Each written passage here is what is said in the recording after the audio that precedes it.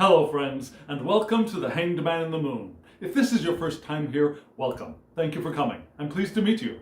If you've been here before, thank you for returning. I'm truly honored.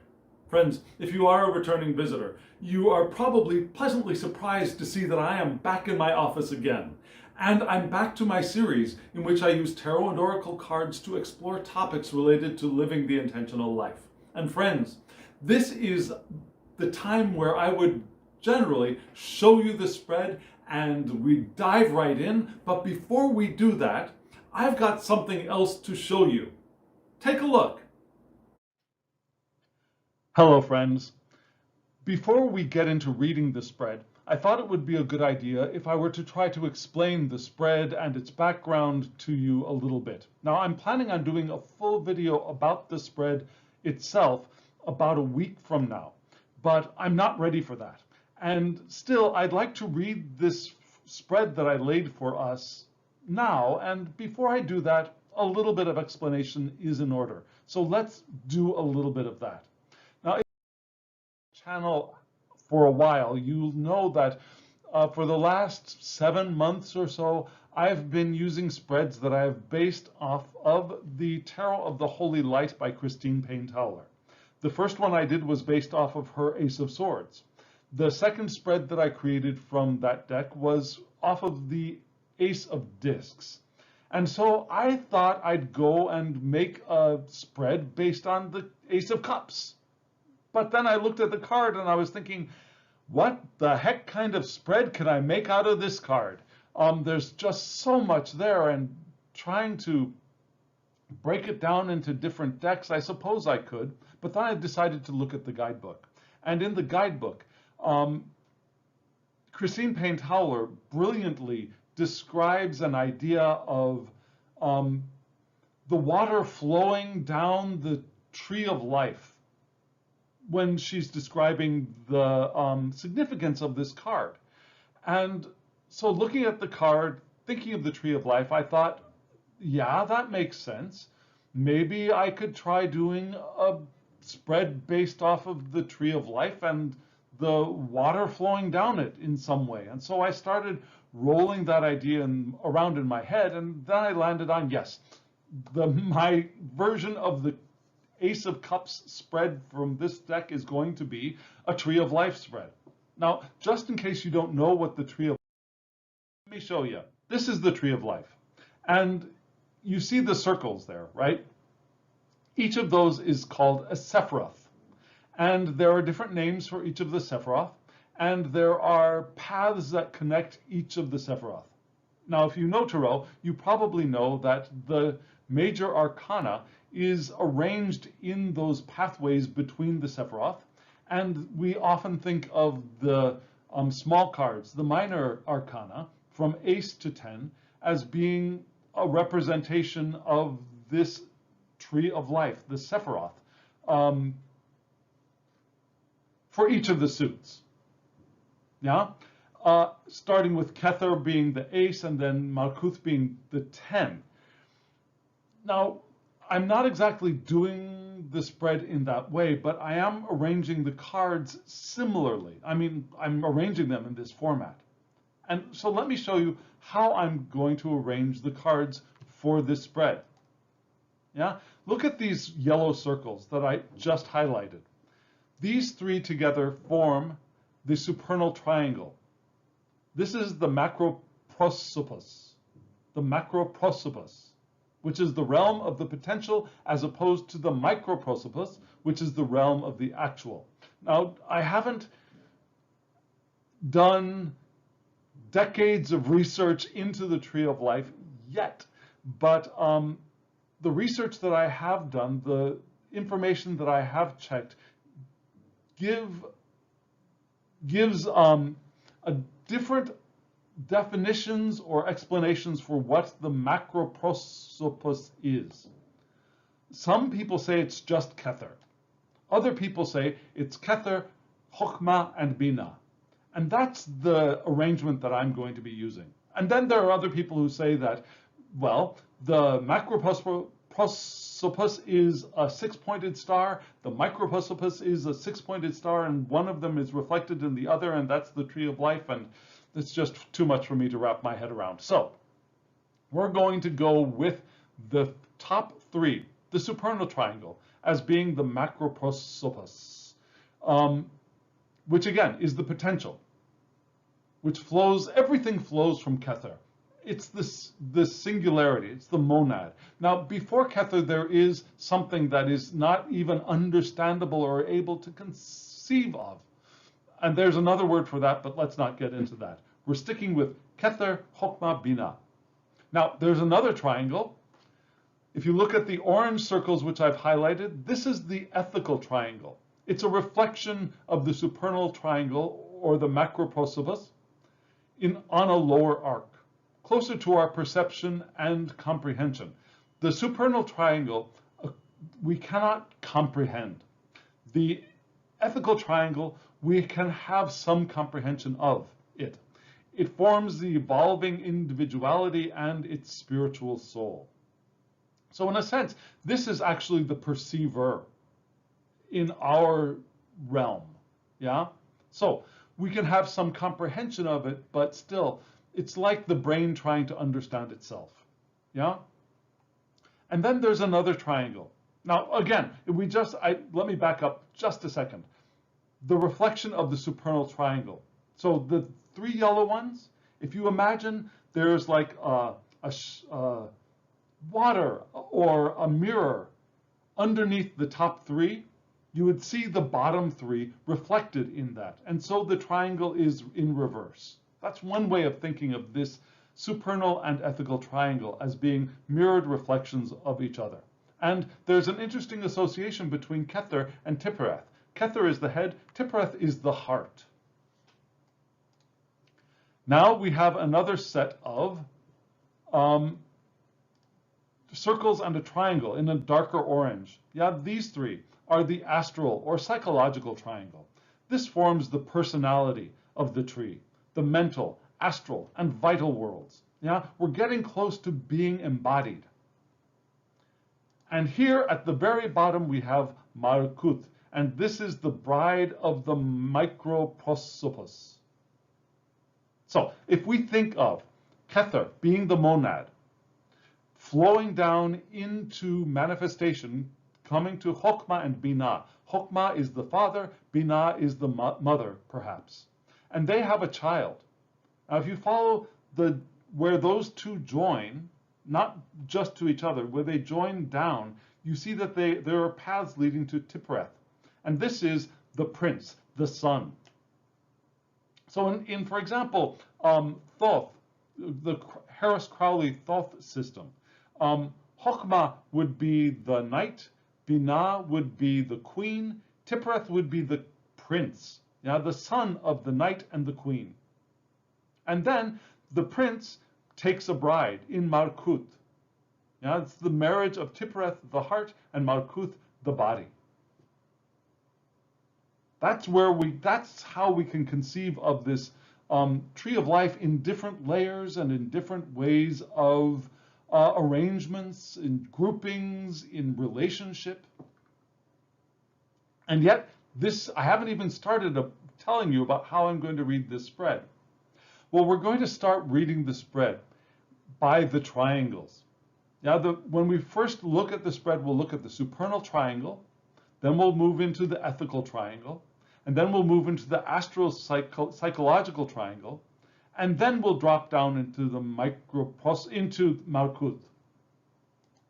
But there's one that I've not mentioned, which is the abyss, which is the center. Did you see that blue circle just appear? That is the abyss. It's between the microprosopis and the macroprosopis. It is the demarcation between the creators and the created. So this is called the void. And before we got to this fallen tree, Tiphereth was up there in that spot of Dot. Yesod was up in the spot of Tiphereth, and Malkuth was in the spot for Yesod. But then the tree fell. Yeah? We had the great fall. And so the central pillar shifted down, leaving this void, this space between creator and created. And that is the abyss. So, again, when we look at the spread, first we're going to look at the supernal triangle, including dot. Then we'll look at the second triangle in light orange. Then we'll look at the third triangle, including Malkut. And then, but before we get there, let's talk about what each of these Sephiroth will indicate for us. Now, Kether. Kether is the crown. It's the idea, the monad, not even the idea, the pre-idea. Now, it's the divine energy which is ready to create. It's the crown of the entire tree. And then we moved to wisdom, with Chokmah, which is the wisdom, and Binah, which is understanding. And can you see how wisdom flows to understanding? Before there is understanding, there is wisdom. And then we have knowledge at dot. Now, understanding and knowledge are different, right? Knowledge is data, it's facts, it's that space between understanding and perhaps more specific thinking. Yeah, that's that space of knowledge. And then we move into the next triangle, which we have chesed being loving kindness and mercy. Its partner is strength and severity at Geburah. And then at Timpereth, we have the joining of the two with harmony and beauty. So Tippereth joins loving kindness, mercy, and severity and strength, and becomes harmony and beauty. Then we have Nezak, which is victory, and Hod, which is glory and splendor. And those two join to form the foundation. This is the pre-manifested structural base of the tree. And then from Yesod flows directly manifestation in Malkut. This is where things get real. This is where the matter begins. Now, when I say matter, I mean matter like elements and electrons, protons, neutrons, matter. So, again, you see how we're going to be reading each portion of those three triangles. But then we're going to move on to another way of reading. Now, there are pillars here. There is a pillar of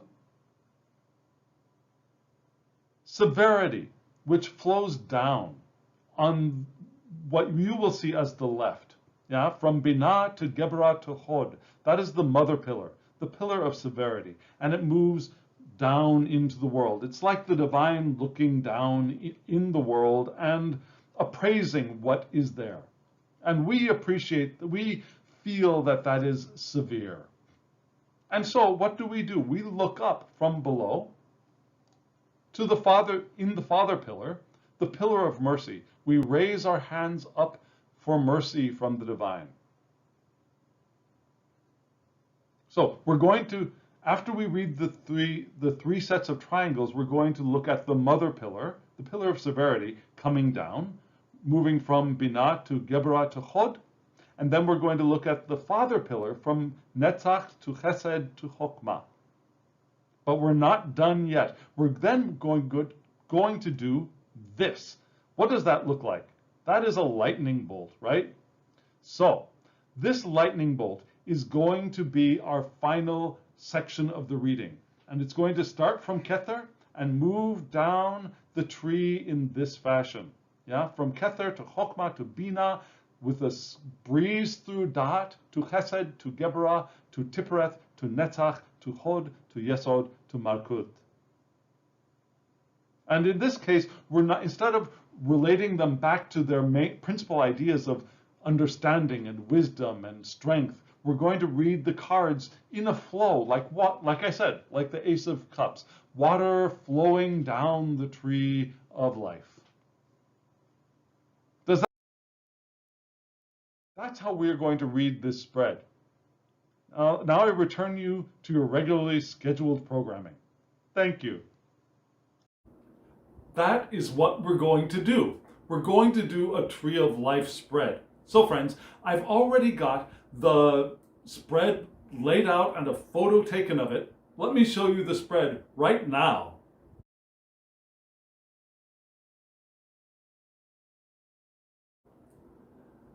That's the spread. What did you think?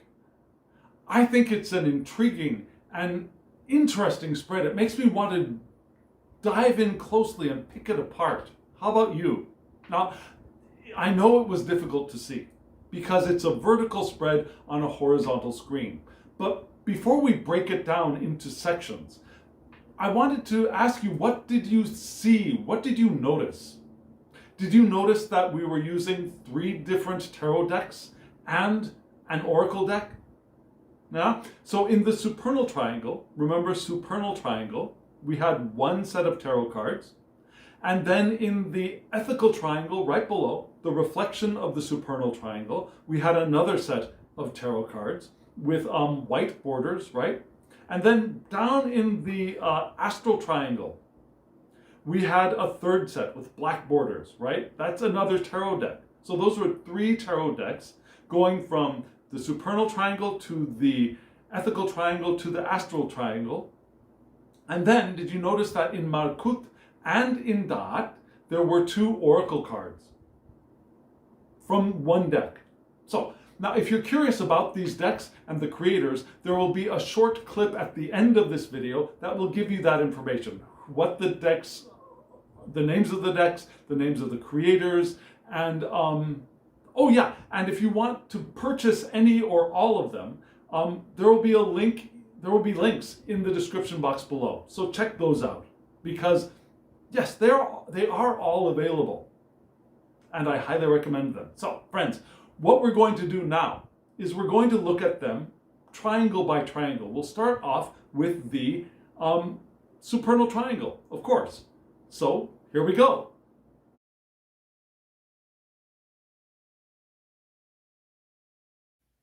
That was the supernal triangle. The cards we will read from 1, 2, 3, from Kether to Chokmah to Binah. So in Kether, we had the Knight of Wands, reversed. Then in Chokmah, we had the 10 of Wands, also in reverse. Then in Binah, we had the Magus, upright. So what does that mean? Well, we're going to start again with Chokmah, which is again the crown. Yeah, it's the instigating, not even idea, pre-idea. It's the instigating impulse, perhaps, is what we want to call it, that. The instigating impulse for this entire spread. And the question I always ask when I do these spreads is, how can we live life more intentionally in the coming week? And so the initial impulse for us is the Knight of Wands in reverse. Not exactly what I was expecting for the initial impulse for this spread. But what is the Knight of Wands? Let me show it to you upright just a little bit closer if you can see that. You see that the Knight of Wands is Sagittarius. So we also have, because it's Sagittarius, Jupiter as its associated planet. So the Knight of Wands points to Sagittarius, which is the domicile of Jupiter, from which these mutable fires, vital attributes enter our world, Sagittarius. But we had this in reverse, right?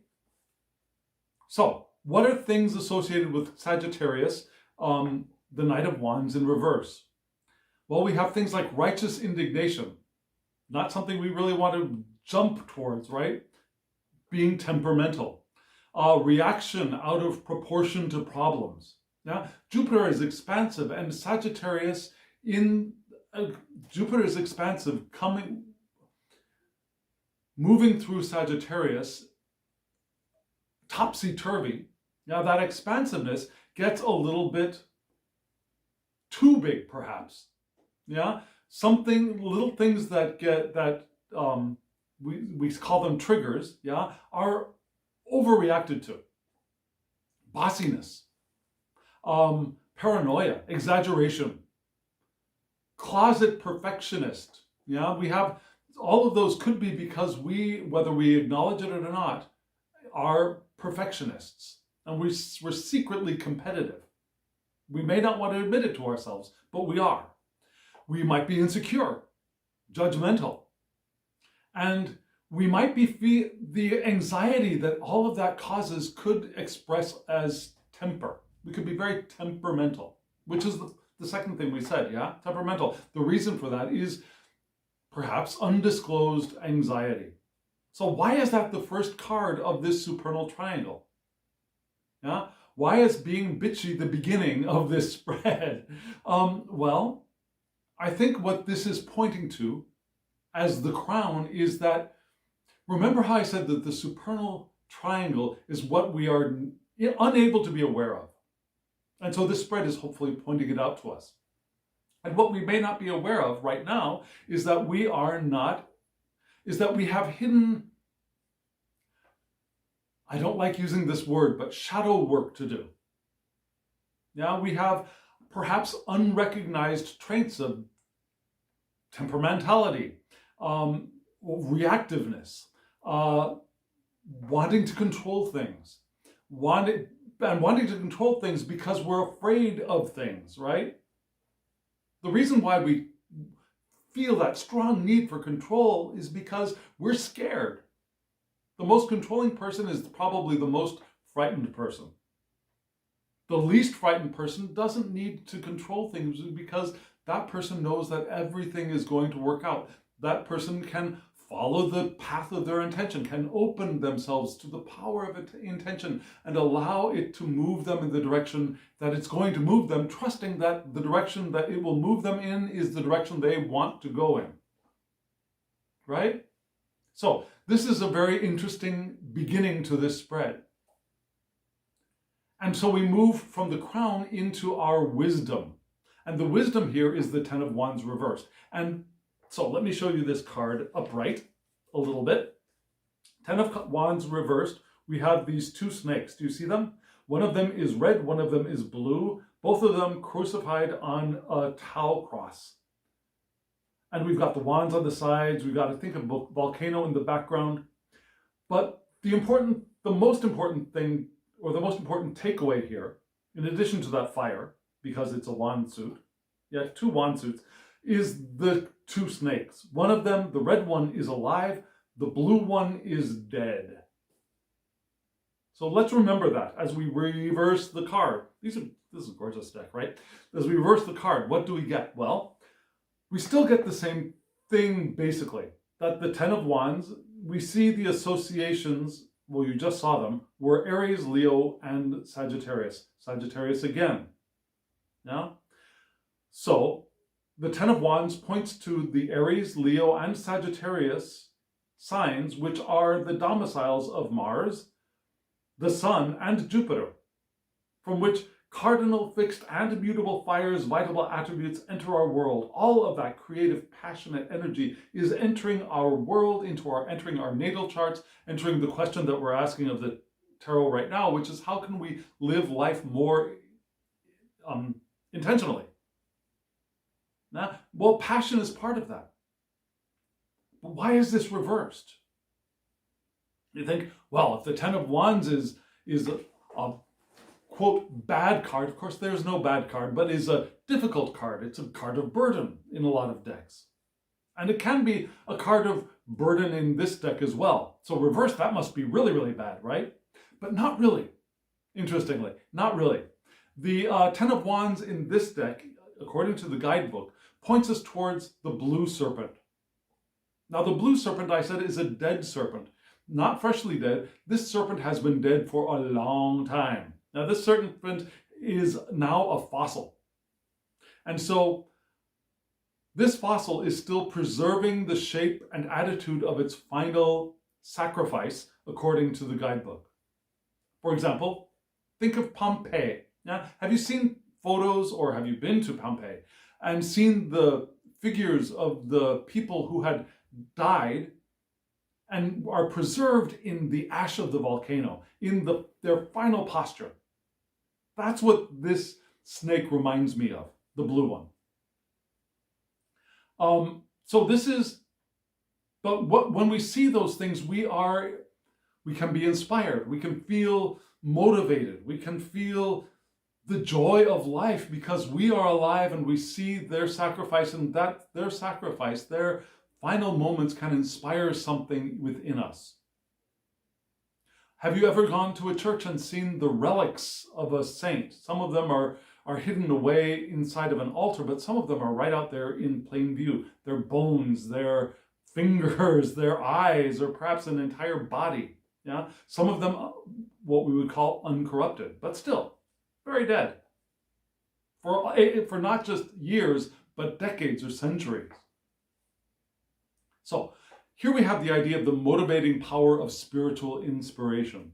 This fossilized snake proves as inspiration for us from ages prior, from previous ages.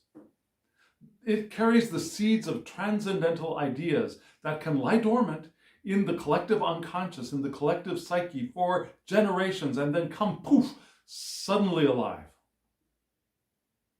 Now, we think of generational traumas and generational pain that we carry forward. But there's also generational inspiration and generational creativity that is still to be expressed, that we carry in perhaps our collective unconscious. So what is dormant is still powerful according to the guidebook. It's compelling and transformative and is just waiting for us to realize it. Which is interesting because this is still in the area of the supernal triangle, which we are currently unable to perceive. Now the Kether, the first one, is, according to tradition, imperceptible. We can't get there. 2, Hokmah, and 3, Bina, are a little bit more possible to feel the resonances from, and that's kind of what we get from this, right? Now, I'm not saying that Hokmah is a dead fossil by any means, no. But still, that idea that there's something in there that we can be influenced by. The wisdom of the ages, perhaps. Right? So, what is 3? 3 is an interesting conclusion to this. Yeah, we've got that idea of something that is hidden, not hidden like locked underneath, locked in a trunk somewhere that we don't have access to, but something that is that we are currently unaware of, that is dormant within us, right? And here, what is the next step in our journey through the tree of life? It is the Magus, all upright, with all of his both wands in both hands, standing in power above on a red, looks like a disc to me, but it could be a path, and with a winged path. Do you see the wings at the bottom of his, below the red, below his feet? There are wings. Yeah, this Magus is ready to fly because this Magus is air. The association for the Magus is air. And Magus, being air, brings the vital attributes of the air element, the mind, the communication, into our world, into the question that we're asking of the Shiro. And because it is the first card of the major arcana, it's also associated with Aleph, the Hebrew letter Aleph. And we don't see it here, but it is indicated in the guidebook, and it is indicated in a lot of decks. Now, some decks put Aleph at the Fool, but that's odd because the Fool is 0. Aleph is 1. I believe, and the creator of this deck also believes, that Aleph belongs on the Magus. Because Aleph is associated with 1, not 0. And Aleph, what is that? Oneness, unity, God-man unity. Also, the bowl for strength. Yeah, which is interesting because the first rune, if we go to the runes, the runic alphabet, the Elder Futhark particularly, we see the first letter is Fehu. And Fehu is the letter representing cattle and livestock and the wealth that they are. Yeah, but it's not wealth like coins you keep in a trunk, but rather the wealth that needs to be maintained and requires upkeep and requires our labors to maintain and increase. Now, this isn't the storage wealth of perhaps like, I don't know, the 10 of coins in the Rider-Waite Smith decks, yeah, the Smith-Waite, the Golden Dawn tradition, where that 10 of coin is the legacy and inheritance, and it looks kind of like everything's already there, and we got the money to live on, right? Fehu is the money that we continue to maintain and create through our raising of our cattle, through our plowing and harvesting our fields, that kind of thing. So what is the megas here? Being an air suit, it's all mind, right? But mind is matter. Thoughts are things we create. That's part of living intentionally. What is the concept, or what is the idea of an intentional life? That we, with our minds, we create the events that we want for our lives, and we place them in vibration, in energetic form, in pre-manifested form, out on our current of intention, and we open to the power of intention, and our intention will carry us towards it as attraction draws it to us. Right? So that's how thoughts create things. That's how thoughts become materialized, manifest. So here we are with the megas as the understanding of the wisdom. This wisdom moves into this understanding. And this understanding is that our great genius, our uniqueness, is powerful. Yeah? That we are the seekers of hidden truths. Right? Yes, we are the seekers of hidden truths. The truths are there in Chokmah. We are the seekers of this. And we are on a mission, yeah, to awaken to our higher potential. And if we awaken to it, perhaps we won't be so scared, and this can turn around. We're willing to embrace the full of incarnation and be fully vitalized by that. We realize that we have innate potentials, and we can walk the evolutionary path realizing our eternal nature. What a powerful message for the understanding of our potentials, which were indicated here. Does that make sense? So first, we want to recognize that a lot of the reason why we may not be moving as easily and as fluidly, remember, I just said a little while ago that this is a fluid reading. Now this is it's an emotional journey, right? It's the Ace of Cups. And the reading will flow like water down the tree of life.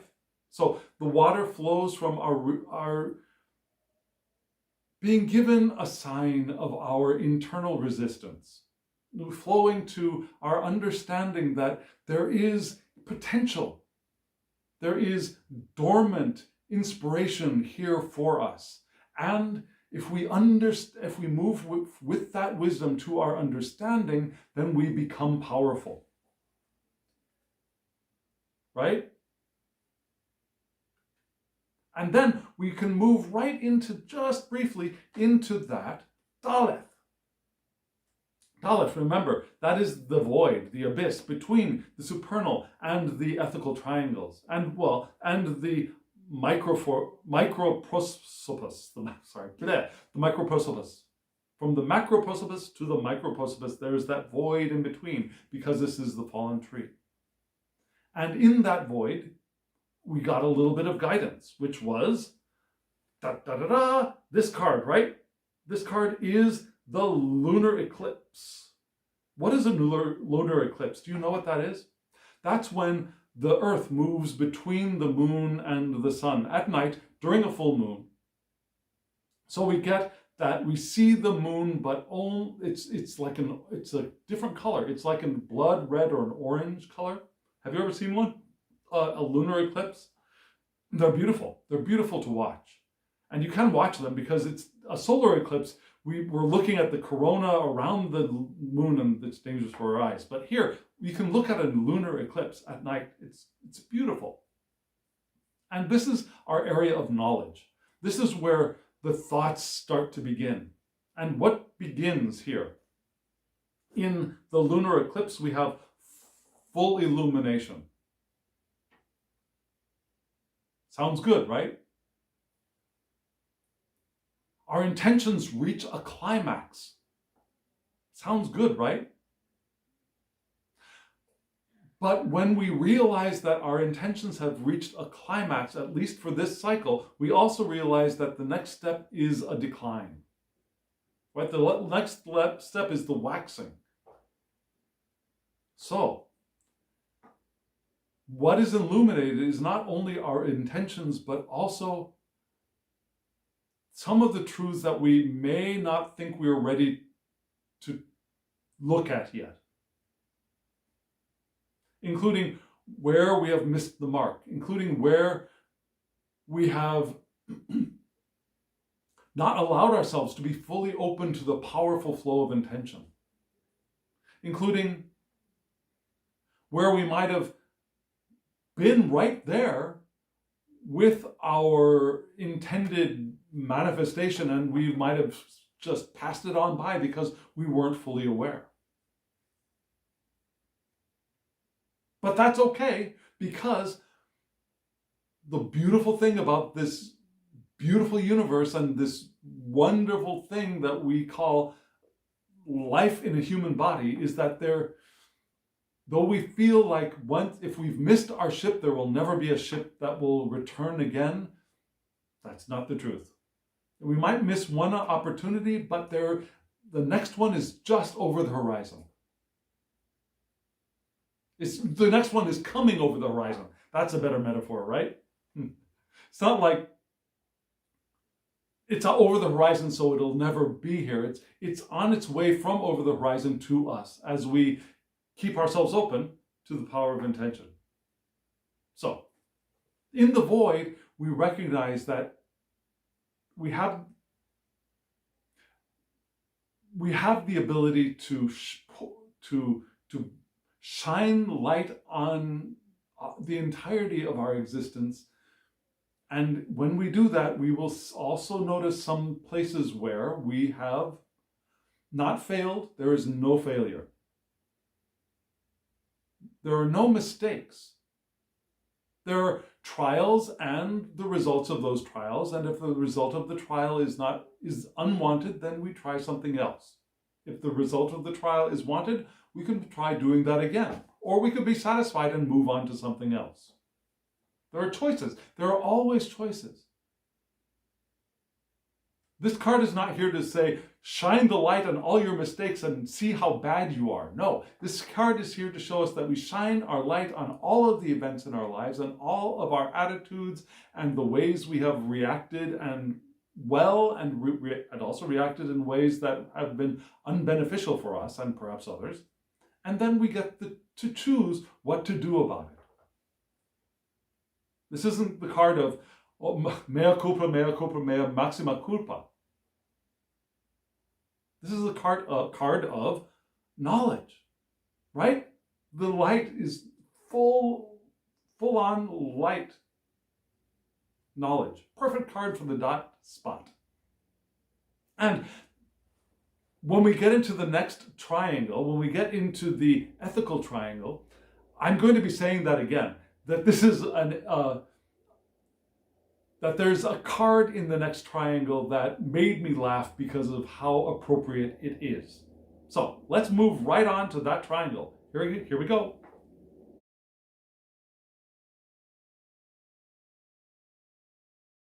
Here we are in the microprosopus, and we're in the ethical triangle. We just saw that, and you'll notice that this deck is the deck that I did my deep dive with.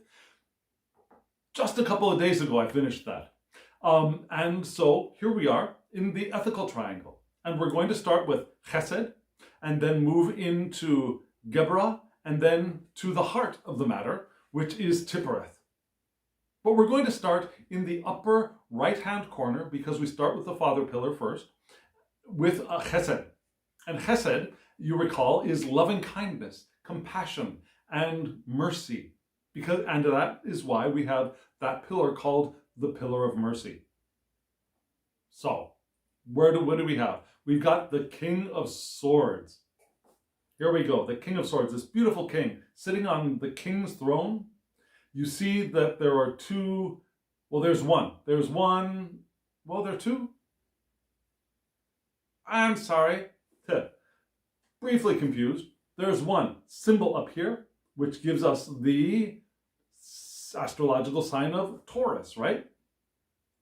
And that's because the King of Swords is associated with Taurus. And you might be thinking, wait a second, Taurus? Swords? What the heck? Now, if you haven't watched my deep dive into this deck, you may not know.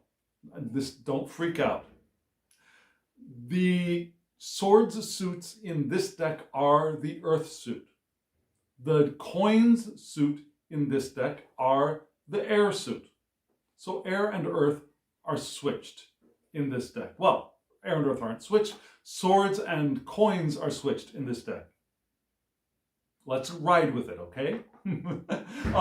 So, if you want to get down into that, go take a look at my deep dive into this deck. You'll get it a little bit better if you do. So, but let's move right along. Here we have loving kindness, compassion and mercy, and here we have the King of Swords, which is the King of Earth. And the King of Swords points to Taurus, which is the domicile of Venus, from which these fixed Earth's vital attributes enter our world. Fixed Earth is here. Yeah, you see the cows down there at the bottom, reminding us of the Tauruses, the bulls. And this king is what? This king is practical. This king is self-reliant. He can take care of himself. She can take care of herself. They can take care of themselves. Remember, all kings are both male, female, and non-binary people. The image here looks like a male being, but the female beings in this deck are also me. You know what I'm saying, right? Okay, so moving right on. This is the practical, self-reliant. This king enjoys material and money. This king is a lover of routines, like a good Tauran would be. Yeah, goes at their own pace, just like a good Tauran would, and is stable. Yeah, it's not that easy. We say cow tipping, right? But it's not so easy to tip over a cow, at least to my knowledge, and even less so perhaps a bull. So this Taurus is stable, moves at its own pace, but loves the stuff that it's in, loves the money, loves the material, loves the sensual pleasures. A little bit of a shadow side, they can be stubborn, and they can benefit from learning to be adaptable. But again, practical, self-reliant, and enjoying this material realm. What a wonderful thing to start off this ethical triangle with. Now, this is where our love and our compassion can flow from. If we enjoy who we are, where we are, and we don't try and rush ourselves, we're open to being compassionate, right? We're open to being loving. We're open to showing mercy. And we know that we have the resources to help those around us. And so this king moves us into the Sephiroth of severity and strength, which is Gebra, the fifth one. Right? The fourth was loving kindness, was chesed. Gebra is number 5. And 2 times 5 is 10, the 10 of cups, which is a cool card, especially for me, because you'll see that the 10 of cups, there's a little eagle head up there. Do you see that? An eagle head up there, an eagle head down there. Why are there eagles there? Well, because the Ten of Cups points to Scorpio, which is the domicile of Mars, from which these fixed waters, vital attributes enter our world. Fixed water, crystallized water, poignant water. Can water be poignant? I think it can, especially here, because my ascendant sign is Scorpio. I was raised by a Scorpio sun grandmother, so I've got a lot of associations with Scorpio, from my early childhood. Now, I was raised Scorpion. So this is where our strength is. This is where our severity is. And Scorpio is a perfect sign for both strength and severity, if you ask me, is emotionally, because that's the way my grandmother lived, I believe, strong and severe, but also Ten of Cupsy. What is Ten of Cupsy? Well, unconventional affectional interests is for this deck, yeah? Not the run-of-the-mill affections, the affections that are a little bit out of the box, a little bit unexpected, a little bit unconventional. Also, sudden or uncommon love affairs are indicated in this card. An old love enters the life. Interesting possibility. There are some shadow sides to this, inconstant emotions, or I would call, or maybe even fluctuating emotions. I can understand that for Scorpio. Numerous and unusual friends. Reversals of feelings that can go back on us. Yeah? Revenge influences our affections. Scorpions tend to hold grudges a long time, and sometimes they can act on them. Yeah. Sudden change in home is also indicated here. But I think for this card in this spot, rather than all that, the inconstant emotions, reversals of feelings, the unconventional affections, I think, is the appropriate thing here. And also perhaps the laser focus of Scorpion emotion.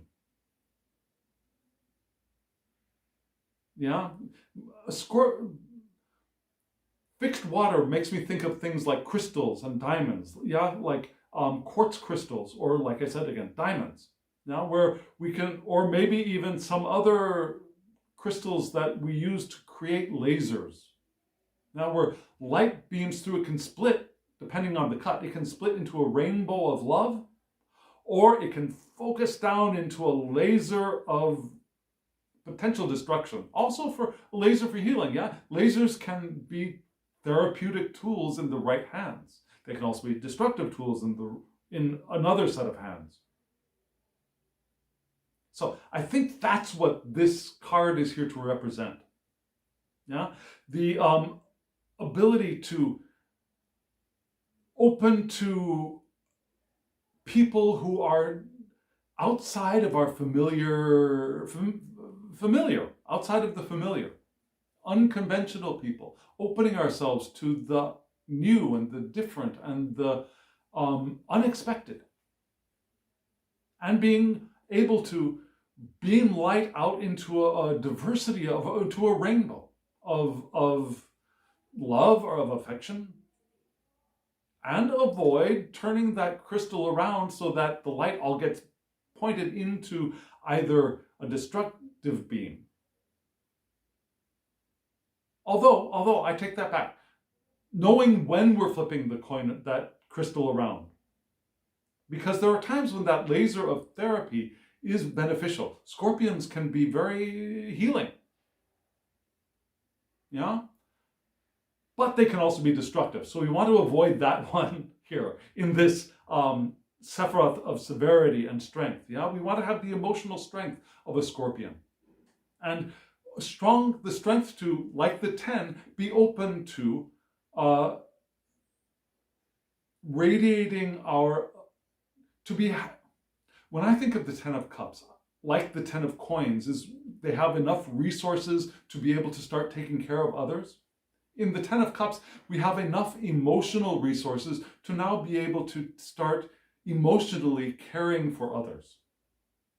So that's part of this, I think, as a Scorpion, is that we can radiate a rainbow of diverse qualities of affection into a broad range of people, as being the suggestion for here. And this moves us right into, this is the card that made me laugh, one of the cards that made me laugh. This one, here, in Tippereth, the heart of the matter, yeah? Harmony. The heart, the center, is the card which is generally named the Lovers, but in this deck it's called the Two Paths. Yeah, Tifreth is which number of the Sephiroth? I was leading us down, yeah. Chokmah was 4, Hesed was 4, Geburah was 5, so Tiphreth is 6. Which trump is this? This is number 6. This just cracked me up. And you see at the bottom that the Two Paths. Now, why is this called the Two Paths? Can you see? It's a little easier to see this card in the color version than in the other black and white version that I have. The paths here, I don't know if the lighting is good enough for you to see, are kind of like an aqua color. One going off this way and one going off this way. You see this little itty bitty brown triangle in the bottom? That's the place where the two paths split. And you see this one male-looking figure standing there at the center of these two paths, and you see one woman pointing one way and the other woman pointing the other way. And this is associated with the, again, Venus, right? So, the Two Paths card points to Venus, which resides in both Taurus and Libra, right? From which these fixed earth and cardinal air vital attributes enter our world.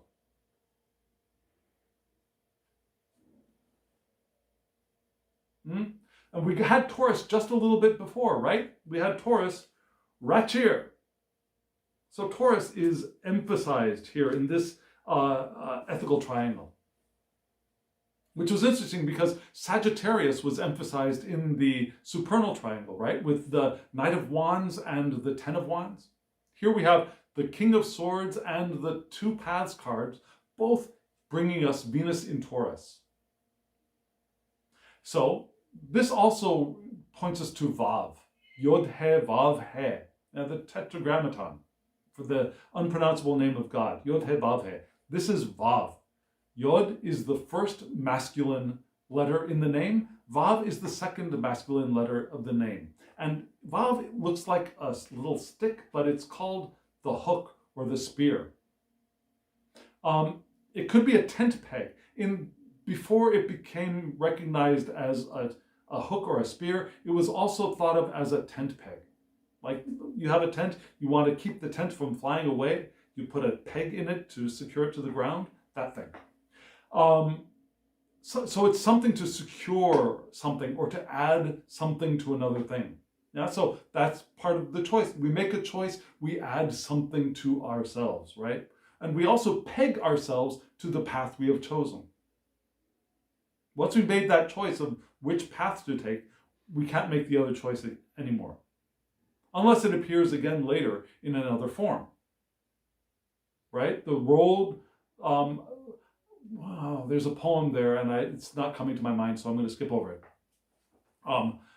The road not taken, it's the name of the poem, I think. Anyways, so memories of that flow through this card. Also, being number 6, this is Kanaz, which is the card of enlightenment. I'm sorry, not the card. The rune of enlightenment. Visions, realizations, inspiration. An echo of that Ten of Wands card in the supernal triangle, right? Passion, willpower, creativity, love. Love is also there in Kanaz. And it kind of looks like a greater than symbol, which also reminds me of beams of light coming out of a lantern, like the hermit's lantern. So, what do we get here? We get the struggle between conscience and the passions, between the divine soul and the animal soul. because that's what these ladies are representing. One of them is the lady of virtue, and she is very well clothed, and the other one is the lady of passions and perhaps lust, and she is the one who is less clothed and has grapes in her hair. Now, the lady of virtue, I think, has laurels in her hair. It's not easy to see the laurels. You can kind of see the grapes in the hair of the lady with no shirt on. Yeah? So that's it. The struggle between conscience and passions, divine soul, animal soul, temptation, love of ease, comfort, or luxury, but also resisting sensualism. So those are the choices. One of wanting the ease and luxury, one of resisting sensualism. Which is interesting because Venus in Taurus is about sensualism, right? But there's a more elevated sense of Venus in Taurus. Maybe this is choosing between Venus in Taurus and Venus in Libra, right? And this is the card of harmony, of beauty. So following Venus, I think we want to reimagine the path of the lady with the grapes in her hair. We want to go back to that less prudish understanding of her. And maybe this card here in this spread is saying, yeah, okay, we don't want to go into the darker side, but there's a light side to the sensuality. There's a light side to making love, for example. To our passions can lead us to another path to the divine. Yeah, there are times when we want to be at ease, and our ease can create more harmony, can create more love. So this card is also asking us to look beneath the surface appearances. So maybe we can look beneath the surface appearance of this lady with no shirt on and see something else, something other than the temptress, yeah? Stick to your resolutions, and once we make our choices, we want to follow the choice. Make a firm decision, take a firm stand, stabilize our emotions, perfect for this Sephiroth of harmony and beauty. Select our path with care. We don't want to follow this path just because it's pretty. We want to follow, if we choose this path, we want to follow the path because we see the beauty, we want to see the harmony, we want to see the enjoyment of what is, yeah? Rather than the debauchery of like drinking until we pass out, we want to enjoy. There's another way to enjoy wine, yeah? There's the enjoyment of sipping, tasting the fullness of the flavor and the feeling that it gives us without drinking to get drunk, right? You see a bottle of wine, you see a glass of wine, there are different ways of approaching that same glass of wine.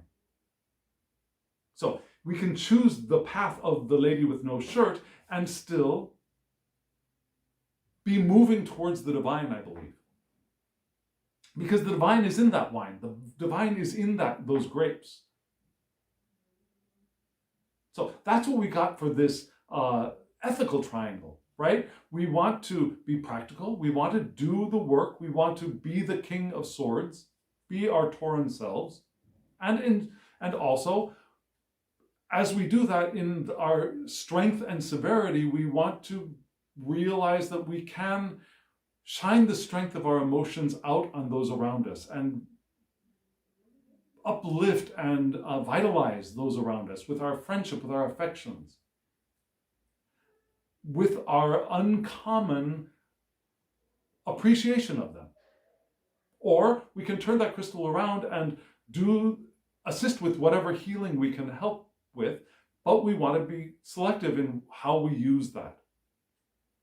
And then we can move into this where we make the choice. We make the choice to enjoy where we are, to enjoy who we are, to enjoy the physicality around us, and in that and through that, to enjoy the love that can rise in that setting.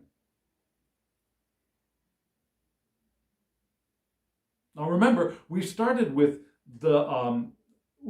Kether being the Knight of Wands reversed, right? Now here we are at the heart, and we've discovered love and harmony and enjoyment of where we are and who we are, and balancing out, doing our work, and also shining love on other people. And here we move into the third triangle, which is the astral triangle. Kind of odd, right? Astral, I think of something as being non-physical, something outside of the body. Well, that's because we haven't actually gotten into the body yet. So let's take a look at that astral triangle. Hello, friends. I hope you aren't surprised, and I hope you aren't distressed. And this is not a commercial. I'm here because in editing this video, I realized that it is better split into two parts. So that's what I'm going to do. I'm going to end part 1 here, and I'll put a link to part 2 up here. So when you're ready, click on that video and go to part 2, and I will see you there. So friends, now, as always, I wish you love, joy, well-being, and pure awareness. Thank you.